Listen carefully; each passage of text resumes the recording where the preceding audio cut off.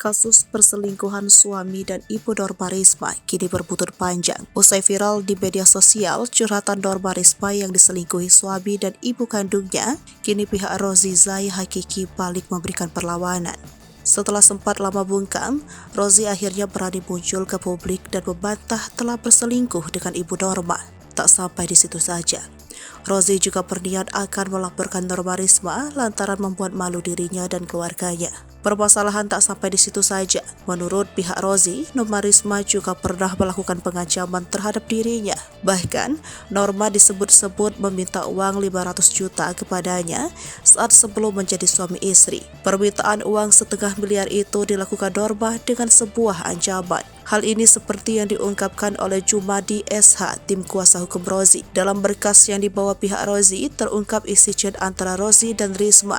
Norma Risma lantas membalas pesan Rozi dan mengaku tak bisa membantu sang suami pasca insiden penggerebekan itu. "Gimana aku mau bantu kamu? Aku yang kamu sakiti," balas Risma. "Berarti kamu siap bayar 500 juta. Bunyi chat selanjutnya. Mendapat chat tersebut, Rozi tampak terkejut. "Maksudnya, 25 juta aja aku ini bingung. Kamu jiksa aku apa gimana?" balas Rozi lagi. Kadung sakit hati, Risma menyerahkan sebuah keputusan di tangan suaminya.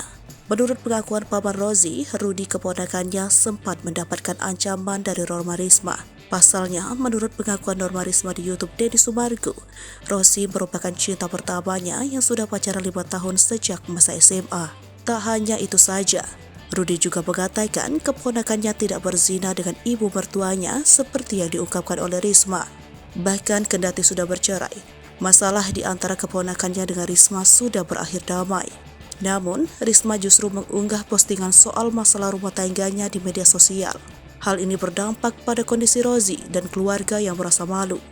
Alhasil, dari pihak keluarga melaporkan Norma Risma ke kantor polisi.